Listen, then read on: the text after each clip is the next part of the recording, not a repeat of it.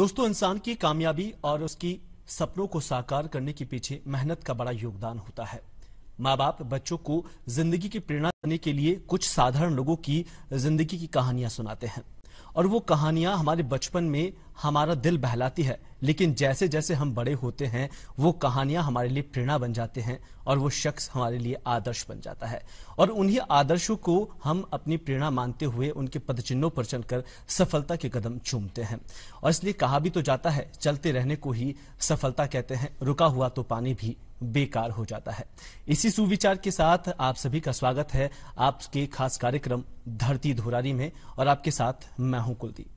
नमस्कार, good morning, अस्सलाम वालेकुम। खम्मा घनीसा, मेरा नाम है अनामिका। और कुलदीप, क्या खूबसूरत शुरुआत की है तुमने। एक्चुअली आज का जो एपिसोड है धरती धुरारी का वो बहुत ही ज्यादा खास है, क्योंकि आज हम एक खास शख्सियत से दर्शकों की मुलाकात करवाने वाले हैं। पर उनको स्क्रीन पर लाने से पहले, उनसे आपको मिलवाने से पहले मैं स्कूल डेज में जाना चाहूंगी। रामधारी सिंह दिनकर जी की एक कविता थी हिंदी टेक्स्ट बुक में, जो मुझे एट प्रेजेंट याद आ रही है। वीर रस से परिपूर्ण है एंड इट सेज की वैराग्य छोड़ बाहों की विभा संभालो, वैराग्य छोड़ बाहों की विभा संभालो, चट्टानों की छाती से दूध निकालो, है रुकी जहां भी धार शिलाएं तोड़ो, पीयूष चंद्रमाओं को पकड़ निचोड़ो, चढ़तुंग शैल शिखरों पर सोम पियो रे, योगियों नहीं विजय के सदृश जियो रे। तो जिनसे हम आपको मिलवाएंगे ना, वो जिस काम को भी करते हैं उसमें उनकी जीत होना पक्का है। तो आइए मिलकर के स्वागत करते हैं राजस्थान के समस्त आरएएस ऑफिसर्स में अपनी खास, विशेष और अलग पहचान बनाने वाले एक खास आरएएस ऑफिसर से, जो वैसे तो एडमिनिस्ट्रेटिव सर्विसेज से जुड़े हुए हैं, पर इनके नाम दुनिया के 6 वर्ल्ड रिकॉर्ड्स हैं। ये लेखक हैं, कवि हैं, प्राचीन शास्त्रों के ज्ञाता हैं, गीता मनीषी हैं और साथ ही साथ अपने प्रशासन में नवाचार के लिए, इनोवेशंस के लिए जाने जाते हैं। जब लिम्का बुक ऑफ रिकॉर्ड्स की बात होती है, golden book of world records की बात होती है, गिनीज बुक की बात होती है, या फिर लंदन की एक वर्ल्ड रिकॉर्ड्स की बुक है, उनकी बात होती है, इन सारी किताबों में इनका जिक्र मिलता है। तो एट प्रेजेंट ये जॉइंट सेक्रेटरी हैं आर्ट एंड कल्चर डिपार्टमेंट में राजस्थान में। मिलकर के आइए स्वागत करते हैं जनाब पंकज कुमार ओझा जी का। सर गुड मॉर्निंग, नमस्कार। कैसे हैं आप? बढ़िया। और सभी दूरदर्शन देखने वाले दर्शकों को मेरा प्यार भरा नमस्कार। सर, सफर बहुत लंबा है और बातचीत का सिलसिला शुरू करेंगे, लेकिन हम चाहेंगे कि इस सफर की शुरुआत में एक थोड़ा सा हम चाहेंगे कि आपके बचपन से हम शुरुआत करें। कैसे आपका बचपन रहा और किन बचपन में आप कैसे रहे, परिवार कैसा था, कहाँ पैदाइश हुई, इन तमाम चीज़ों को लेकर हम आपसे जानना चाहेंगे कि किस तरीके के माहौल में आपने अपने आप को देखा है बचपन में, परिवार कैसा रहा, किन बचपन में और चीज़ें आपके साथ कैसी रही। बचपन मेरा केकड़ी और अजमेर जिले में बीता। केकड़ी में जन्म हुआ और फिर अजमेर के हम लोग रहने वाले थे। माता पिता स्कूल के अध्यापक थे, तो बचपन से, जन्म से ही हमको शिक्षा के साथ साथ अपने संस्कार मिले। आदर्शवाद गुट्टी में पिलाया गया, राष्ट्र के प्रति प्रेम हमको गुट्टी में पिलाया गया और वो आज भी हमारे नसों में दौड़ता है, बहता है। बचपन बड़ा अच्छा रहा, जैसा सभी का होता है। शैतानियां भी करते थे। अच्छा। लेकिन घर वालों ने शुरू से लगा दिया कि भाई आपको फर्स्ट डिवीजन, फर्स्ट रैंक आना है। अच्छा। तो वो प्रतियोगिता में हमेशा आगे रहने की उन्होंने ऐसी लगन लगाई कि फिर आगे आगे चलते गए। तो ये तो स्कूल डेज की बात हुई सर। फिर अगर आपके कॉलेज डेज की तरफ आए, आपकी युवावस्था की तरफ, तो उस समय आपकी आइडियोलॉजी क्या थी, जिंदगी का फलसफा क्या था, और ये जहन में कैसे आया कि अगर मुझे सोशल सर्विसेज ही करनी है तो मुझे एडमिनिस्ट्रेटिव सर्विसेज को ऑप्ट करना होगा? महाराजा कॉलेज से बीएससी बायोलॉजी से हमने ग्रेजुएशन किया था और पहले तो ये सोचा था कि डॉक्टर बना जाए, और कॉलेज लाइफ बड़ी अच्छी रही और अच्छे स्टूडेंट रहे।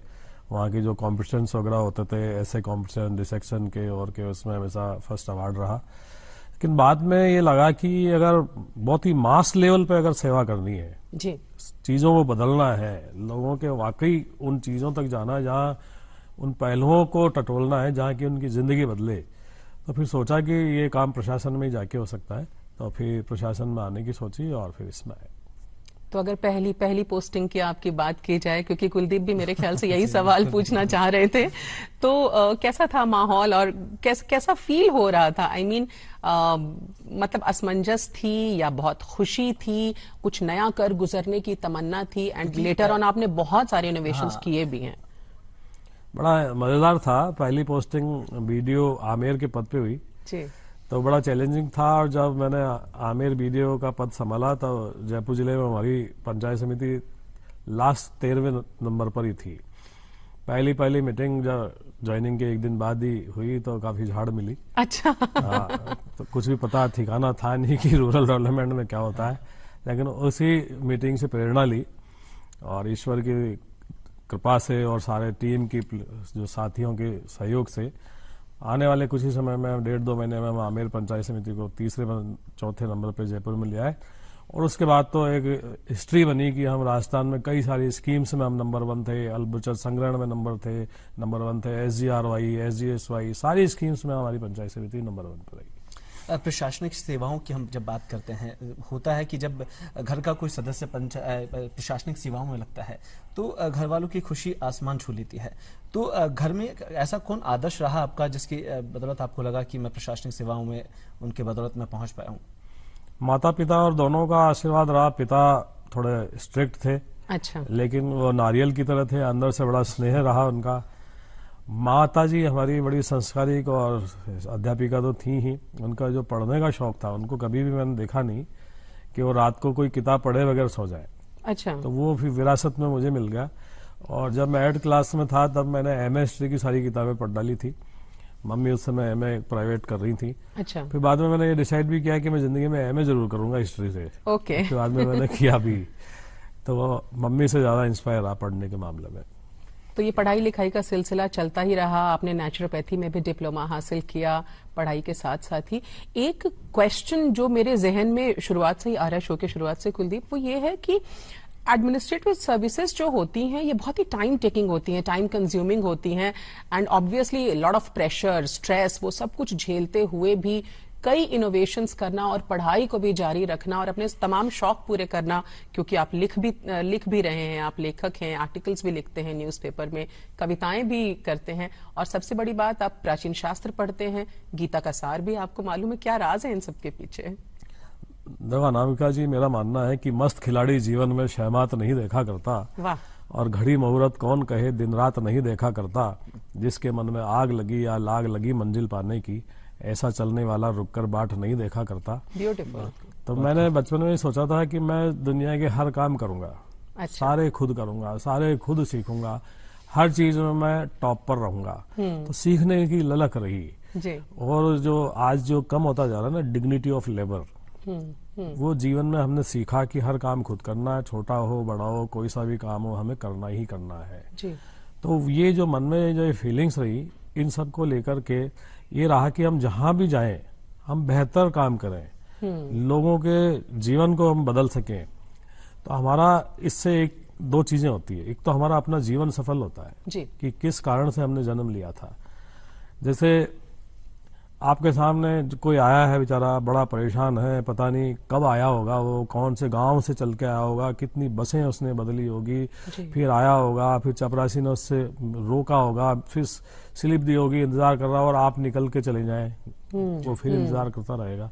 बेहतर है कि जैसे वो आए उससे मिलो, प्यार से बात करो, उसकी बात सुनो, उसका जायज होने वाला काम करो, जिसको बुलाना है उसको बुला के इंस्ट्रक्शन दो, और कोशिश की जाए कि उसका काम हो जाए। तो कम से कम एक आदमी का तो जीवन बदलेगा। बिल्कुल। तो ये मन में शुरू से धारणा रही। तो मैं इसी तरह से काम करता चला गया। आपके प्रशासनिक कार्यों की हम बात करते हैं कि विभागों में आपने अलग अलग विभागों में काम किया है। उन विभागों के अलावा कभी आपको ऐसा लगा कि उनसे हटकर मेरा दिल कहता है कि कुछ और काम भी करूं, जनसेवा के लिए कुछ काम किया जाए या कुछ और लोगों की सहायता ऐसी हो सके, उन विभागों से हटकर, आपके प्रशासनिक काम से हटकर? हाँ, ऐसे बहुत सारे काम किए। जैसे SDM रहते हुए दूदू, फागी, इनमें 5000 से ज्यादा पौधे हमने हमारे लेवल पे लगाए ताकि पर्यावरण बहुत अच्छा हो। और SDM रहते हुए जैसे जो लाचार हैं, विकलांग हैं, विधवा महिलाएं हैं, इन सारी चीजों को इनके लिए सरकार बहुत सारी पेंशन की इनकी स्कीम्स चलाती है। तो मैंने SDM रहते हुए ऐसे 2 कैंप लगाए बड़े, और पूरे एरिया से लोगों को आइडेंटिफाई किया। गाँव से हमारे जो ग्राम सेवक पटवारी था उनको कहा भाई सबको कैसेज लेके आने, ढूंढो। और हमारे यहाँ पे 1-1.5 हजार लोगों का मेला लग गया।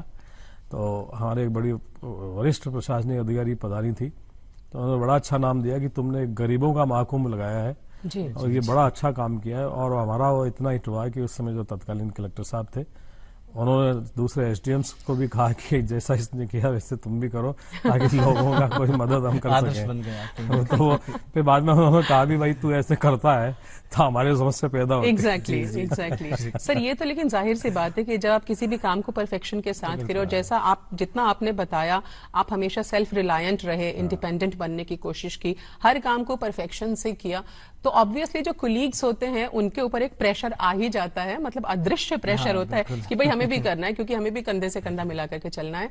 तो अदरवाइज आप मतलब एक कड़क ऑफिसर हैं या मतलब लोगों को इजीली एक्सेसिबल हैं आप? मैं बहुत इजीली एक्सेसिबल हूँ। मैं कभी लंच में घर नहीं जाता, अच्छा, अनावश्यक छुट्टियां नहीं लेता। कोई भी आता है मैं उससे फटाफट मिलता हूँ, बाहर निकलते भी कोई मिलता है मैं उससे ही मिलता हूँ। सीढ़ियों पे कोई आ रहा है तो मैं उसके पास बैठ करके उससे भी बात कर लेता हूँ। क्या बात है। मेरे पियोन है, एलडीसी, ये कोई भी हो, मैं भेद नहीं करता है। मैं ये मानता हूँ ये हमारी टीम है। जो कोई ये मानते हैं कि मैं अधिकारी हूँ या स्टाफ है, ये पुरातन जमाने की सोच है, अंग्रेजों के जमाने की। जी बिल्कुल। वो गई, अब औपनिवेशिक काल नहीं है। अब वी आर पब्लिक सर्वेंट। तो हमको एक टीम के रूप में काम करना चाहिए और छोटा बड़े का भाव न रखें। ये करें कि हमारा जो ये टास्क है हम इसको कितने अच्छे तरीके से कर सकते हैं, जिससे समाज का, देश का, सरकार का, विभाग का, सबका नाम रोशन हो। तो हम तो वही कोशिश करते हैं। क्या बात है। जी जी सर, हमने देखा है कि प्रशासनिक सेवाओं से हम अलग हटकर हम सोचे तो एक आम जीवन के अगर आप जैसे घर होते हैं, ऑफिस से जब घर आते हैं, तो अक्सर देखा जाता है कि जो बड़े ओहदे पर जब लोग पहुंच जाते हैं तो उनका जीवन बड़ा बिल्कुल स्ट्रीट हो जाता है। कई चीज़ों को लेकर वो समय में भी बाध्य होते हैं, अपने परिवार के लिए भी बाध्य हो जाते हैं। और जब प्रशासनिक सेवाओं में आप होते हैं तो कई तरह की बंदिशों में आप रहते हैं। तो क्या आपके साथ ऐसा है कि आप जब घर होते हैं तो घर से बिल्कुल अलग माहौल में हो जाते हैं? नहीं, मुझे तो घर और ऑफिस में कोई ज्यादा अंतर लगता नहीं है। मैं घर पे भी उतना ही फैमिलियर रहता हूँ, बिल्कुल होमली, बिल्कुल मस्ती करता हूँ। हम घर पे भी गाते हैं, बजाते हैं, नाचते हैं, कूदते हैं, किताबें पढ़ते हैं, टीवी देखते हैं, सारे काम करते हैं। कई बार मन होता है तो किचन में जाकर के खाना भी बनाते हैं। क्या बात है। साथ कुछ और करना होता है वो भी करते हैं। कभी गार्डनिंग करते हैं, कहीं नए नए फूल लगाते हैं, कहीं कुछ और करने लग जाते हैं, दोस्तों को बुला लेते हैं, कभी हम उनके साथ। बड़ा मतलब मैं तो ये समझता हूँ कि ये जिंदगी जो है ये खूबसूरत है, तो इसे खूबसूरती के साथ ही जिया जाए। बड़े कैनवास के साथ, बड़े विचारों के साथ जियो, तो हर जगह खुश रहने का कोशिश करनी चाहिए। क्या बात है। मैंने बीच में एक आर्टिकल भी लिखा था जो बड़ा फेमस हुआ था कि हैप्पी हार्मोन्स के साथ हैप्पी रहिए। तो यदि हम खुश रहते हैं तो हमारे ढेर सारे अच्छे हार्मोन्स सीक्रेट होते हैं, हमारे ढेर सारी जो लाइफस्टाइल डिजीजेज होती हैं वो नहीं होती हमको। बिल्कुल जाहिर सी बात है, क्योंकि आपने नेचुरोपैथी भी कर रखा है तो आप उसको भी रिलेट करते होंगे। और देखा कुलदीप, हम जो इनकी बातों से, सर की बातों से मेकआउट कर पा रहे हैं वो ये है कि इनका वर्क लाइफ बैलेंस बहुत ही अच्छा रहा है। और जैसा आपने कहा कि रिक्रिएशन के लिए भी आप टाइम निकाल लेते हैं, दोस्तों के साथ हैंग आउट करते हैं, वेब सीरीज वगैरह भी देख लेते हैं। यस, सब देखता हूँ मैं। साउथ आपको गाने का भी शौक है, हमें खुफिया सूत्रों से पता चला है। गाने भी गाते हैं, तो हम तो ऐसे जाने नहीं देंगे फिर। जरूर जरूर। कुछ हो जाए सर। मेरा एक बड़ा पसंदीदा गजल है कि जिसमें कोई माशूक की तारीफ करता है जी। वो गला उतना ठीक नहीं, लेकिन मैं 2 लाइन गुनगुना देता हूँ। इरशाद। बरसों के बाद देखा महबूब दिल रुबा सा, हुस्नो शबाब उसका क्या है सजा सजा सा। बरसों के बाद देखा महबूब दिल रुबा सा। ब्यूटीफुल, बहुत खूब। मतलब आप जो काम भी करते हैं वो परफेक्शन के साथ कोशिश ही करते हैं। तो सर ने सर लिखते भी हैं, तो शायद मुझे लगता है सर आपने काफी कुछ चीजें लिखी होगी। तो अगर अपने कुछ अपनी लाइनें कुछ लिखी हो तो चंद पंक्तियां। कुछ पंक्तियां मैंने मेरे और मेरे जैसे दोस्तों के लिए लिखी जो समाज को कुछ नया कर रहे हैं उनके लिए, कि कुछ तो बात है हम में जी, कि हम सबसे अलग दिखते हैं और लोग जहां खत्म करते हैं हम वहां से शुरू करते हैं। क्या बात है, क्या बात है, ब्यूटीफुल ब्यूटीफुल। तो कुलदीप, मुझे लगता है जिन दर्शकों ने अभी अभी अपना टेलीविजन सेट ऑन किया है, उनकी जानकारी के लिए हम बता देते हैं कि आज हम एक बहुत ही खास और यूनिक पर्सनालिटी से आपका तारुफ करवा रहे हैं। भाई, हमारे साथ बैठे हैं जनाब पंकज कुमार ओझा जी। आप राजस्थान के वरिष्ठ RAS ऑफिसर हैं, at present joint secretary art and culture, government of Rajasthan. और सर, तकरीबन 20 साल से आप एडमिनिस्ट्रेटिव सर्विसेज से जुड़े हुए हैं। इन 20 सालों में आपने बहुत सारे इनोवेशंस किए हैं और देश दुनिया के अखबारों में उनकी काफी चर्चा हुई है। मैं उस चाकू वाले रिकॉर्ड के साथ में शुरुआत करना चाहूंगी जिसके लिए गिनीज बुक पे आपका नाम दर्ज हुआ। 2009 में एक बार मन में हुआ था कि कोई ऐसा बड़ा काम किया जाए कि वो गिनीज में दर्ज हो जाए। तो ये आइडिया आया था कि लार्जेस्ट नाइफ क्यों नहीं बनाया जाए। तो उस पर काम किया 6 महीने और 17 फीट और 3 इंच का हमने चाकू बनाया था जी। उससे पहले जर्मनी के 2 आदमियों का नाम था, 11 फीट और कुछ इंच का था। तो 17 फीट 3 इंच का वो चाकू है और 45 किलो उसका वजन है। फिर वो 2010 में जो है Guinness book of world record में दर्ज हो गया था। क्या बात है। तो ये चाकू बनाने की प्रेरणा और जो एक सवाल जहन में कुल बुला रहा है कि इसका मकसद क्या है, वाई चाकू? बस यूं ही सोचा है कि कुछ तो किया ही जाए। एक तो ये था कि जयपुर का नाम वर्ल्ड मैप पे आए, गिनीज में नाम आए। दूसरा ये है कि समस्याएं इतनी विकराल हो गई हैं इस देश में कि चाकू इतना बड़ा हो कि एक साथ उनको काट दो। अच्छा। तो फिर सोचा सिंबॉलिक रूप से चाकू बनाया जाए। अच्छा, ब्यूटीफुल थॉट। जी बिल्कुल। और भी सर के नाम कई अवार्ड्स हैं और उनका भी हम चाहेंगे कि सर, क्योंकि कई ऐसे वर्ल्ड रिकॉर्ड भी आपके नाम है, तो उनके बारे में हम आपसे जानना चाहेंगे कि किस तरह एक रिकॉर्ड तो जो मुझे याद आ रहा है, 10 मिनट में शायद आपने कई कोर्ट मैरिजेस करवाई थी। वो क्या वाकया था? ये 2 चीजों का मैं उल्लेख करना चाहूंगा। डेट तो नहीं पूछ रहे आपसे। बेसिकली हमारे यहाँ दहेज वाली अभी भी समस्या है। हालांकि लोग पहले से काफी जागरूक और समझदार हो गए हैं जी। और बहुत अच्छे अच्छे लोग भी हैं जो बिना दहेज के शादी कर रहे हैं। बहुत सारे अधिकारी भी हैं, दूसरे भी हैं। तो हमने सोचा कि इसको सिंबॉलिक रूप से आगे बढ़ाया जाए। तो समाज को मैसेज देने के लिए ADM सिटी कोटा और कोर्ट मैरिज रजिस्ट्रार था मैं जी।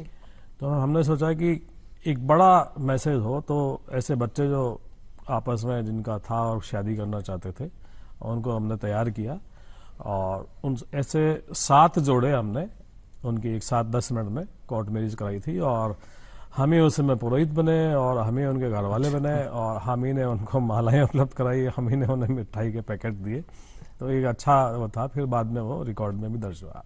क्या बात है। और एक 895 केसेस के निपटारे का भी रिकॉर्ड आपके नाम दर्ज है जो आपने किया था, और वो टिल डेट कुलदीप अपने आप में एक वर्ल्ड रिकॉर्ड है। Highest judgments delivered in a single day, what was that? मैं देख रहा था वहाँ ADM सिटी कोर्ट में, तो पिछले 5-7 साल के जो केसेस थे उनके डिसीजन ही नहीं हुए थे, 2012 से 17 के जी। तो मुझे लगा है कि ये तो बहुत जल्दी पूरे हो जाने चाहिए थे। तो हमने उसको मिशन मोड पे लिया। 5 महीने हमने काम किया उनका। 5 महीने काम करके और फिर एक दिन में 174 CRPC के मुकदमे थे वो, तो 895 का हमने एक दिन में निस्तारण किया, जो golden book of world record में दर्ज हुआ। साथ ही एक जो मेरे दिल के करीब है रिकॉर्ड, वो है कि हमने 107 फैसले किए थे एक दिन में एग्रीकल्चर लैंड के। जी। आमतौर पे होते ही नहीं है। कई तरह बार की भी उतनी रुचि नहीं होती, कुछ केसेज में टिपिकल होते हैं तो महीने में 10-20 भी नहीं हो पाते। तो मैंने देखा कोटा में उस समय की टमाटर की बड़ी फसल हुई, किसानों को उनकी रकम भी नहीं मिल रही, बीज के पैसे भी नहीं मिल रहे, उनको सड़क पे फेंक के जाना पड़ रहा। तो मुझे बड़ा दुख हुआ कि मैंने कहा न तो इनकी पटवारी सुनता है, न तहसीलदार, न कुछ और, कोर्ट में भी न्याय हो नहीं रहा है। तो हम अपीलेट कोर्ट है SDM के ऊपर वाली जी। तो मुझे लगा कि कहीं तो इनको रिलीफ मिले। सही। बरसों तक ये धक्के खाते रहेंगे क्या? तो फिर मैंने मिशन मोड पे उसको काम को किया, बार से बात की और फिर एक दिन में 107 फैसले हुए, जो कि पूरे देश में उसका बड़ा अच्छा मैसेज गया था। क्या बात है। कुलदीप, राजस्थान की गर्मी के बारे में क्या ख्याल है तुम्हारा? गर्मी इन दिनों तो चरम पर है। इन दिनों नहीं, पिछले कई सालों से। और सर के नाम एक बहुत ही खूबसूरत रिकॉर्ड भी है। ये 2019 की बात है, if I am not wrong, और आपने उस समय एडमिनिस्ट्रेशन में रहते हुए एक खास इनोवेशन किया था लोकसभा चुनावों के दौरान। वो क्या था सर? 2019 के जब लोकसभा चुनाव थे राजस्थान में, 29 अप्रैल को होने थे और मैं ADM था उस समय सवाई माधोपुर में। तो चुनाव आयोग की बार बार गाइडलाइंस आ रही थी इस बार वीवीपैट मशीनें इंट्रोड्यूस की गई थी। जब हम बटन दबाएं तो साथ में हमने किसको वोट दिया वो स्लिप प्रिंट होके आती थी। मतलब ईवीएम से पहले वाला दौर ये। हाँ। ओके। तो वीवीपैट मशीनों ईवीएम के साथ जोड़ी गई थी। ओके। लेकिन ये था कि गर्मी ज्यादा होने से चुनाव आयोग को डर था कि ये उनकी बैटरीज खराब हो जाएंगी, किसी निकाली नहीं तो मशीन खराब हो जाएगी। जी। तो मैंने देखा कि उस दिन 42 डिग्री टेम्परेचर रहने वाला था। तो मैं कुछ बूथ पे गया यूं ही 2 दिन पहले इंस्पेक्शन करने। तो मैंने उनसे पूछा, यार आपके यहाँ कूलर है क्या? उन्होंने कहा है। मैंने कहा लगा दो जी। तो एक तो पोलिंग पार्टी को भी आराम मिलेगा, मशीनें भी ठंडी रहेगी। कुछ जगह और गया तो वहां भी व्यवस्था हो गई। इस तरह से करते करते ग्राम पंचायत से, कहीं स्कूल से, हर जगह से कूलर की व्यवस्थाएं कराई। फिर कलेक्टर साहब से बात की तो उन्होंने कहा पूरे जिले में लगवा दो जी। तो हमने पूरे सवाईमाधोपुर जिले में हर पोलिंग बूथ पर कूलर्स लगवा दिए। उसके हमें 2-3 फायदे हुए। एक तो मशीनें ठंडी रही, पोलिंग पार्टी को दिक्कत नहीं हुई।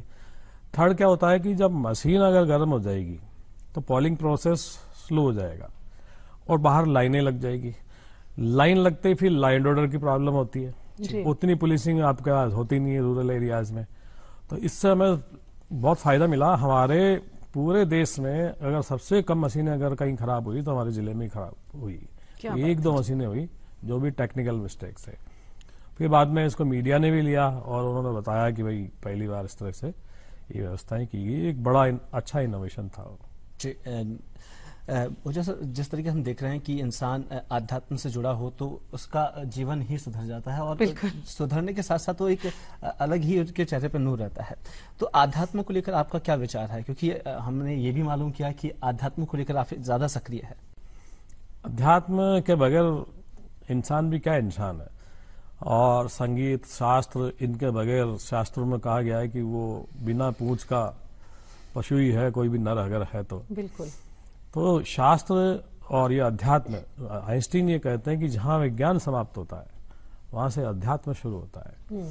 और ज्ञान, भक्ति और कर्म, इन तीनों चीजों को आदमी समझ ले तो बेसिकली क्यों चाहे महावीर हो, चाहे बुद्ध हो, चाहे ईसा मसीह हो, सबके आने के बाद एक ही सवाल आता है इस संसार में कि मैं आया क्यों हूं। तो यहीं से अध्यात्म की शुरुआत होती है। जब आदमी अपने सेल्फ को जानने की कोशिश करे तो ज्ञान, भक्ति और कर्म की बात करें तो भारत का एक सर्वश्रेष्ठ ग्रंथ है श्रीमद् भागवत गीता। बिल्कुल। जिसको कितनी सारी यूनिवर्सिटीज में पढ़ाया जाता है। अगर जान के आश्चर्य होगा कि स्टेटनगार्ड यूनिवर्सिटी में इसको पढ़ाया जाता है, New Jersey University, Yale University, Peking University, Harvard में गीता पे कोर्सेज ऑफर किए जाते हैं। ये अलग बात है कि हमारे यहाँ इतनी इंपॉर्टेंस हमने नहीं दी। इसमें ढेर सारा दर्शन है, विज्ञान है, भक्ति के सूत्र हैं, कर्म कैसे करे आदमी, आपकी लाइफ में जितने आपके प्रश्न होते हैं उनके सारे जवाब है। और सबसे अच्छी बात, किसी भी धर्म पे फोकस नहीं किया गया है, किसी भी देवता पर फोकस नहीं किया गया है। हर एक धर्म वाला इसको गीता को अपना सकता है। सिर्फ कर्म की बात है, ज्ञान, भक्ति और कर्म कैसे जिए हम, कैसे करें। गीता में हमने देखा कि कई ऐसे अध्याय हैं, क्योंकि हमने देखा कि कई अध्यायों में बहुत से सार छुपे हुए हैं। लेकिन इन सारों के आपने खुद गीता को इतना अपनाया है कि गीता के तकरीबन सभी श्लोक आपको लगभग याद है। कुछ 2-4 श्लोक जो गीता के आपको बहुत छूते हो। गीता का एक श्लोक है जो कर्म पर आधारित है, वो बड़ा अच्छा है। गीता में भगवान कृष्ण कहते हैं कि कर्मों के पूजन के द्वारा, यानी आप अपने कर्म को यदि बहुत अच्छे से करते हैं तो भी आप सिद्धि को प्राप्त हो सकते हैं, यानी परमात्मा को प्राप्त हो सकते हैं जी। इसके अलावा एक बड़ी अच्छी बात वो कहते हैं, गीता में 4 जगह वो कहते हैं कि मैं सभी प्राणियों के हृदय में रहता हूँ। कोई ये कहे कि अगर भगवान नहीं है, वो कह रहे मैं तुम्हारे हृदय में रहता हूँ। इसके अलावा ये कहते हैं कि आप अपने कर्म करते जाइए, फल की इच्छा मत रखिए, क्योंकि ये जो फल की आसक्ति है, रिजल्ट क्या होगा, यही सारी समस्याओं का मूल है। तो ये इतनी गंभीर बातें गीता में भगवान ने कही है। ज्ञान पर, भक्ति पे, कर्म पे, दर्शन पर, योग पर, हर चीज पर उनके सवाल हैं अर्जुन के, और उतने ही अच्छे उत्तर। ये तो बात आध्यात्म की हो गई। आध्यात्म से मनुष्य का जीवन निखरता है। लेकिन आप बहुत फिट है और फिट के साथ साथ हैंडसम भी है, तो आपकी इसके पीछे का क्या राज है? देखो, एक तो आदमी अगर खुश रहता है, उसके विचार अच्छे होते हैं, तो उसकी उम्र नहीं बढ़ती। हैप्पी हॉर्मोन्स जैसा आपने बताया। दूसरा, यदि आप संसार में आए हैं तो सिर्फ खाने के लिए नहीं आए हैं, आप उतना ही खाएं जितनी आपको जरूरत है, और थोड़ा सा मेहनत करते रहे, अपना ध्यान रखें, अपना आप देख लें कि भाई मेरी बॉडी को कितनी कैलोरी की जरूरत है, क्या खाना है क्या नहीं खाना है। अगर आप ये डिसाइड कर लेते हैं तो हजारों समस्याओं के साथ साथ हजारों बीमारियों से भी बच जाते हैं। और जब आप खुश रहते हैं, लोगों के लिए काम करते हैं, तो आप फिर बढ़िया खुश और आनंदित रहते हैं। क्या बात है सर, शास्त्रों का भी ज्ञान आपको रहा है, अगर उसके बारे में बहुत ब्रीफली आपसे जानना चाहें कि क्यों और कैसे झुकाव हुआ इंक्लिनेशन शास्त्र के प्रति। मैंने देखा कि हमारे भारतीय वाङ्मय में ऐसी अनेकों चीजें हैं जिनको हमने रजिस्टर नहीं किया, और वेस्ट ने अपने नाम रजिस्टर करा लिया। पढ़ते पढ़ते भागवत में 30वें स्कंद के 11वें अध्याय को देखते हुए मैं बड़ा आश्चर्य में डूब गया। परमाणु की परिभाषा एज इट इज वहां लिखी हुई है। 5000 साल पहले वेदव्यास जी ने लिखा। पदार्थ का वो सबसे छोटा कण जिसे और नहीं विभाजित किया जा सकता, उसे परमाणु कहते हैं। बताइए, और रदरफोर्ड डाल्टन कहते हैं, हमने खोजा। पृथ्वी पर 7 महाद्वीप हैं, ये भागवत के 12वें स्कंद में लिखा हुआ है। भारत की पूरी टोपोग्राफी, कहाँ कौन सा पहाड़ है, कौन सी नदी है, आप अग्नि पुराण देखेंगे, एज इट इज सारा लिखा हुआ है, जबकि सैटेलाइट भी नहीं था। क्या बात है, वो सारा वहां है। ऐसे ही महिला के गर्भ में जैसे ही भ्रूण आता है, उसका डेवलपमेंट कैसे होगा, 10 दिन में क्या डेवलपमेंट होंगे, 1 महीने में कौन से अंग आएंगे, 2 महीने में कौन कौन से आंख नाक कान बनेंगे, ये सारे। जब मैं गरुड़ पुराण पढ़ रहा था, अग्नि पुराण पढ़ रहा था, 1-2 और ग्रंथ पढ़ रहा था, एज इट इज है। फिर मैंने डॉक्टर्स से पूछा क्या इसी तरह से डेवलपमेंट होता है, तो उन्होंने कहा बिल्कुल ऐसे ही डेवलपमेंट होता है। क्या बात है। तो हमारे शास्त्र बड़े विशद हैं एक्चुअली, और हमें भी लगता है कि ये पढ़ना चाहिए।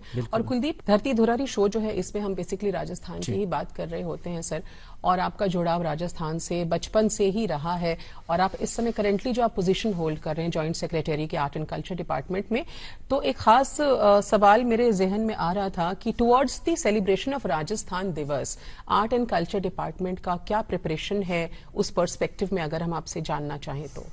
राजस्थान दिवस के लिए कला और संस्कृति विभाग बहुत सारे काम कर रहा है। एक तो जवाहर कला केंद्र में 7 दिवसीय कार्यक्रम आयोजित किया जा रहा है जी, और रसरंगम नाम से, जिसमें राजस्थान की ढेर सारी फोक कलाएं, ड्रामा, प्ले, म्यूजिक, ये सारे होने वाले हैं। ऐसे ही राजस्थान दिवस के दिन बहुत सारी चीजें होने वाली हैं। ऐसे ही हमारा पर्यटन विभाग का बहुत बड़ा एक म्यूजिकल शो, जिसमें 500-700 राजस्थान के आर्टिस्ट एक साथ परफॉर्म करने वाले हैं। ये सारी चीजें प्लान की गई हैं। क्या बात है। और बड़े अच्छे से राजस्थान दिवस मनाया जाएगा। क्या बात है। राजस्थान की हम बात करें तो यहाँ की शान और शौकत और इसके यहाँ का शौर्य बलिदान, कुछ गाथाएं ऐसी हैं कि राजस्थान को देखने के लिए दूर दूर से लोग चले आते हैं। राजस्थान से बेहतर क्या हो सकता है। कन्हैयालाल सेठिया इसके लिए कहते हैं कि या तो सुरगा में स्नेह शर्मावे, इन पर देर रमण आवे, इन रो जश्न नारी गावे, धरती धोरारी।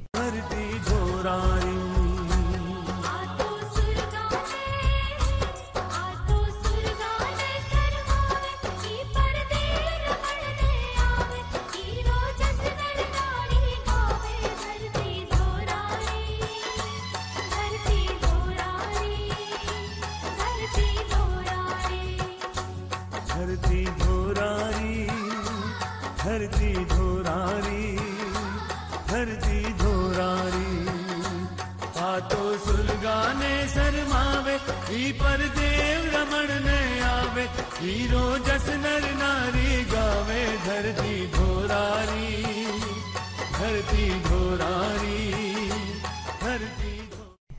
तो इससे सुंदर क्या बात हो सकती है, जहाँ पहाड़ है, कहीं नदियां भी हैं, रेगिस्तान है, बड़े बड़े किले हैं, शौर्य की गाथाएं कण कण में। मतलब annuls and antiquities of Rajasthan लिखते हुए कर्नल टॉड राजस्थान के लिए कहते हैं कि यहाँ ऐसा कोई नगर नहीं है जहाँ थर्मोपोली ना हो, और ऐसी कोई जगह नहीं है जहाँ लियोनिडास जैसा वीर पैदा न हो।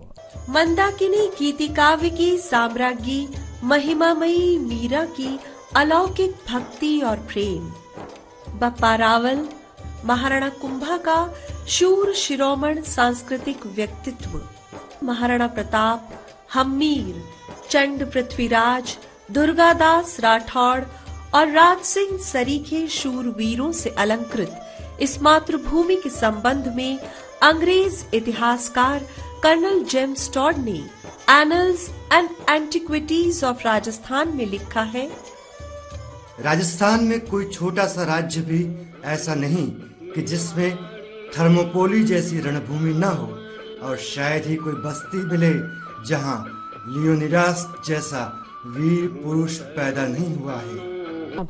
तो राजस्थान के कण कण, यहाँ की नारियों को देखिए आप, जब शौर्य की बात आती है तो अपना शीश काट करके दे देती है जी, और भक्ति की बात आती है तो अपने कमंडल से वो भक्ति की धारा बहा रही हैं मीरा जी। तो यहाँ की धरती ऐसी है कि पालना झुलाते हुए भी माँ उसको वीरता की गुट्टी पिला रही है कि इला न देनी आपनी हालरिया फुलराय, पूत सिखावे पालने मरण बढ़ाए माए, कि तू युद्ध में मर जाना लेकिन पीठ मत दिखाना। क्या बात है। शरणागत वत्सलता हमारे यहाँ देखो, राजा हमीर देव ने अलाउद्दीन के यहाँ से भागे हुए जो उसका दरबारी था उसको शरण दे दी और राजपाट सब कुछ मिट गया, पर उन्होंने अपनी जो शरणागत वत्सलता थी कि भाई नहीं, शरण दे दी तो चाहे कुछ हो जाए मैं नहीं छोड़ूंगा इसको। क्या बात है। तो ये ऐसी धरती है जिसपे कण कण में गर्व के चीजें बिखरी हुई है। क्या बात है सर। और करेंटली हम जो है आजादी का अमृत महोत्सव भी ऑब्जर्व कर रहे हैं, which is like towards the 75 years of independence. तो इस डायरेक्शन में भी जो आपका डिपार्टमेंट है, आर्ट एंड कल्चर डिपार्टमेंट, वो कुछ स्पेशल कर रहा है। हम चाहेंगे कि दर्शकों को पता चले वो क्या है। जैसा कि सभी जानते हैं कि भारत को आजाद हुए 75 वर्ष हो गए और केंद्र सरकार माननीय प्रधानमंत्री जी की अध्यक्षता में एक कमेटी बनी हुई है और हम आजादी के अमृत महोत्सव के नाम से इनको मना रहे हैं जी। तो पूरे देश में इसकी 5K थीम्स पर कार्य हो रहे हैं।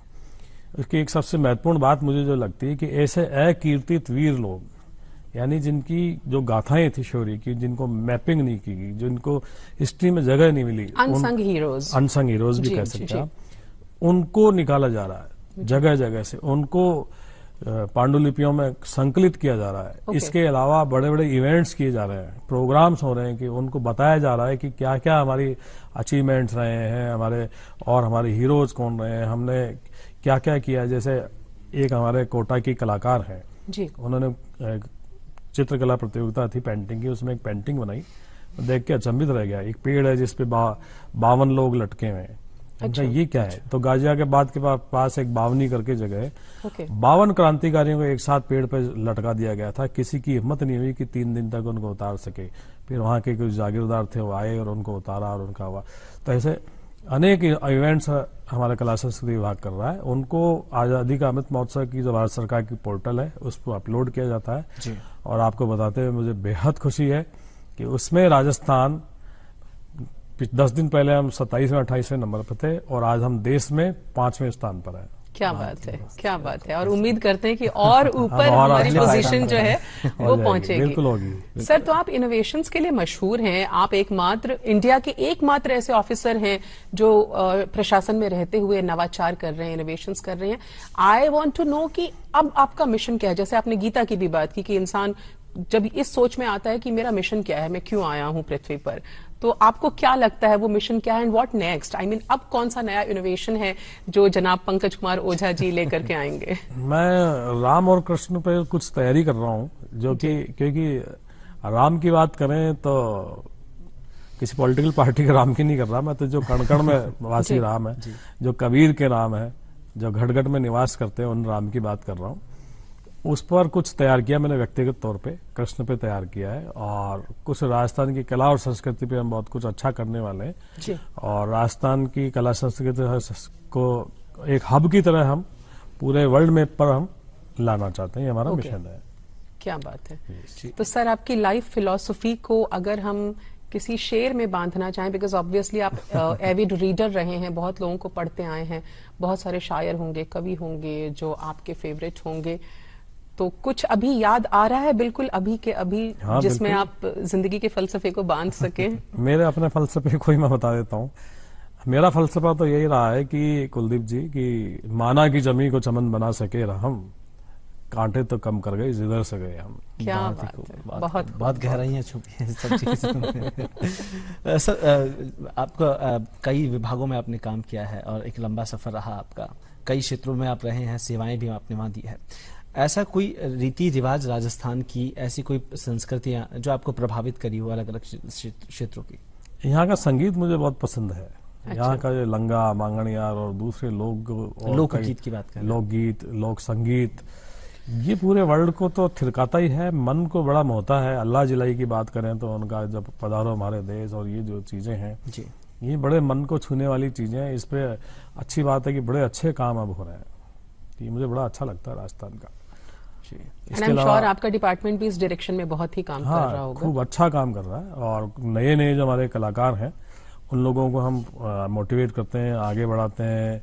उनको अगर बाहर भी जाना होता है तो उनको बाहर भी भेज रहे हैं। सारे काम किए जा रहे हैं। जी जी, क्या बात है सर। मुझे ऐसा लगता है कि बातचीत के सफर में समय कब गुजर गया है वो पता ही नहीं चल पा रहा है हमें, लेकिन हम चाहेंगे कि चलते चलते जितने भी तमाम दर्शक हमारे साथ जुड़े हैं आप उनके लिए कोई मैसेज दें सो दैट वो आपकी लाइफ से कुछ समझे, क्योंकि आप एक आदर्श के तौर पर उभर करके आए हैं पिछले 20 सालों में। कई युवा आज भी भ्रमित है कहीं ना कहीं प्रशासनिक सेवाओं को लेकर, तो Exactly. उनके लिए भी एक मैसेज। मेरा ये कहना है कि जो भी आप करें बहुत अच्छे से करें। सबसे पहली बात, खुश रहें, अपने बड़ों का सम्मान करें। अगर कोई अच्छी बात कहते हैं अपने जीवन में डालें और कोशिश करें जिस देश, समाज, राज्य में आप पैदा हुए हैं उनके लिए यदि आप कुछ कर पाते हैं तो आपकी जिंदगी यकीन मानिए कि एक साकार रूप लेगी, सार्थक होगी। आपका जीना सफल होगा, आपका जन्म लेना सफल होगा। और ऐसी राजस्थान की धरती पर जन्म लेना तो अपने आप में बहुत सौभाग्य की बात है। मैं तो यही कहूंगा आप सभी के लिए। और सबसे बड़ी बात, नशे से दूर रहें। नशा करें लेकिन कामयाबी का। क्या बात है, काम का नशा करें, कामयाबी का नशा करें। तो कुलदीप, बहुत कुछ सीखने को मिला आज के शो में। बहुत कुछ है सर। तो सर आपसे इजाजत लेने का वक्त है। आपने इतना वक्त निकाला हमारे लिए, हमारे शो में आप आए, हमसे इतनी ढेर सारी बातें की और एक ऑफिसर को as a person, as an individual हम जान पाए, ये हमारी खुशकिस्मती है sir. Thank you so very much. बहुत धन्यवाद। तो दर्शकों, आज हमारे साथ जुड़े जनाब पंकज कुमार ओझा जी, वरिष्ठ RAS officer, joint secretary art and culture, government of Rajasthan. आपसे शो में इजाजत लेने का वक्त है, लेकिन साथ साथ आपको बता दें कि आप हमें ट्विटर, यूट्यूब और इंस्टाग्राम पर भी फॉलो कर सकते हैं। स्क्रीन पर एक QR कोड डिस्प्ले हो रहा होगा, उसको स्कैन करके आप हमारे तमाम शोज की इंफॉर्मेशन ले सकते हैं और शोज को भी आप इजीली एक्सेस कर सकते हैं। तो चलने का वक्त है कुलदीप, लेकिन चलते चलते मैं तुम्हारी पसंद का एक लोकगीत हमारे दर्शकों को जरूर दिखाऊंगी। आज के लिए इतना ही। अनामिका और कुलदीप को दीजिए इजाजत। नमस्कार। देखते रहिए DD राजस्थान और धरती धोरारी।